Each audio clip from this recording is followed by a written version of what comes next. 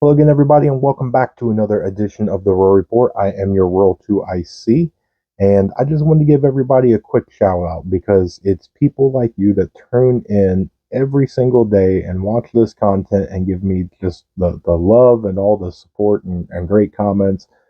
And with Thanksgiving being tomorrow, I wanted to take today to say thank you. So, with that out of the way, um, there is Workshop Wednesday. That will be tonight at 9 p.m. I know it's a travel holiday. I know people are busy. If you can tune in, amazing. If you can't, I totally understand. We're all just going to hang out and we'll see. If a couple of you join, we'll do 15, 20 minutes and have some fun. You know, if a lot of you join, we'll go the full hour. We'll just have some a blast and all that. One last announcement before I jump into this news day is the interview that I did with JK Survival Bushcraft. We, to make the schedule work, I set it as a premiere for this Sunday. It will be at 8 p.m. Eastern Standard Time. So that way, that was our schedules to align so that way we can both be in the chat. So that way, if you have the time Sunday evening, Sunday night to join us, then we will both be in the chat. So come on, hang out with us, say hi, ask questions. It'll be a fun time. It was a really, really fun interview to do. That being said, let me jump into this. So, again, in no specific order for the Rural Report, daily headlines report. So, first, there's a small asterisk correction to yesterday. So, when I reported I'm on the fire of the PLA naval landing ship, apparently what has come out now is that there is pictures of them intentionally lighting a fire on deck to do a training exercise. I I don't even know what to begin to say. I had somebody send it to me and they go, "Hey, I think you were wrong on this." I mean, they were nice, they weren't being, mean about it. But I looked into it and I'm like, okay, well, it from the pictures and from the report that they sent, yeah, I could definitely see that. It does appear that. I don't know if I've ever seen the Navy intentionally light a fire on deck, but hey, maybe it's a new training thing, so sure. That's the official word as of right now. So I guess I stand corrected. They intentionally lit a fire for training. Um, I guess the main topic, there's a couple of them today, but one of the main topics is it looks like there is a definite ceasefire that has been agreed upon. Part of the terms is that there is no Israeli flights to the south, and there is kind of no flights to the north part. Um, Humanitarian aid will be allowed to come in and be distributed. No arrests are to be made, and there is freedom of movement both north and south. And then it's supposed to be 50 Israeli hostages in exchange for 150 Palestinians. That seems a little lopsided, but these are the agreements that they agreed to, the terms that they agreed to.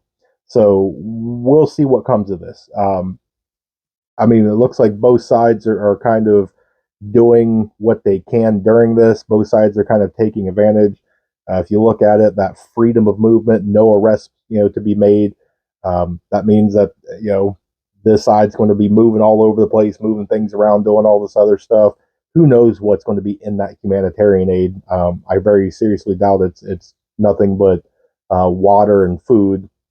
There's probably it's real easy for a friend of theirs to send in a truck with a skid or two of water in the front and a whole bunch of other stuff in the back. Okay, if you know what I'm saying. But again, opinion, all speculation. I have no proof of that. Just FYI.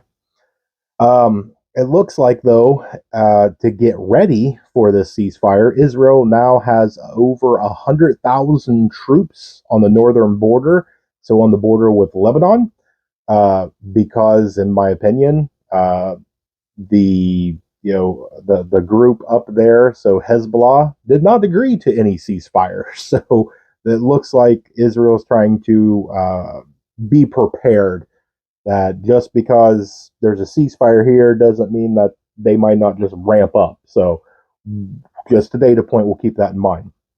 A couple other ones that I found interesting. So, it looks like the Deputy Prime Minister of Belgium came out and he said that they're going to impose sanctions on Israel, ban the imports of products, cancel the European agreement, and demand that Israel be held accountable in the international courts.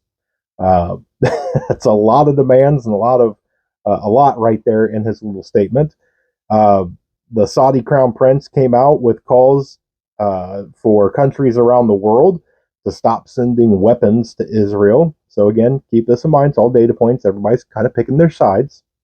There is on social media video now of the Taliban showing that they possess remote control ground weapons systems. Yay! Just what they need, right?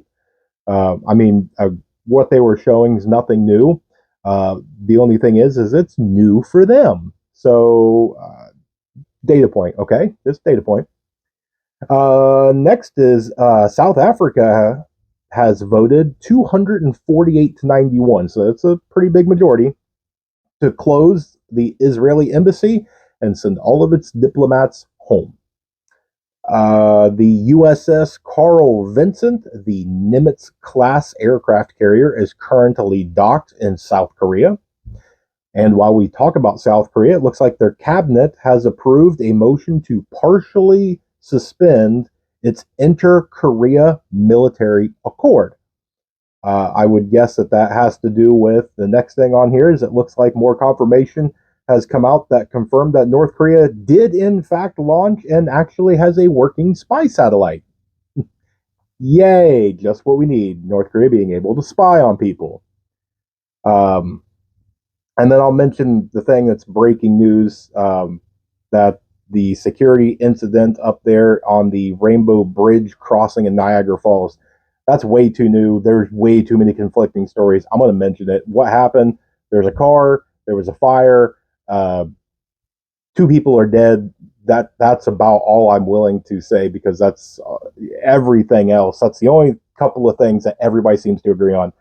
There is so many words and accusations and different other things. We're going to leave that alone for at least a couple of days, probably until some things shake loose. But it goes into the last thing that I want to get into. So, with everything that's going on right now, you've got everything that we've talked about for the last few days, the FAA giving out the warnings, everybody's giving out rhetoric and saber rattling, and you got all these different, just everything going on. It doesn't take much, okay? And so if we just focus, let's say, just for this instance, over there on the Middle East, if one event happens, I'm not going to get specifics or anything. Just one event, just one sort of whatever you want to say, just an action. So whether it's a mistake or intentional or whatever you want to say, just one thing, you can trigger a huge cascade of events. And if you look at it, because as prepping, you kind of have to look at worst case scenario. So if one thing happens and a bunch of the people kind of join in, and we're not talking like kinetic. If you take Turkey and Iran and they shut down the straits over there, and then throw in Egypt that shuts down basically the Suez Canal, that would hamper our oil imports so badly that on a conservative, from what I was reading, a conservative number, it would shoot our oil prices well over $200 a barrel. Our financial system and total economic system on $200 a barrel, collapse isn't even the word. And it would be quick. It would be really quick. It wouldn't be they shut it down. It would just be bad.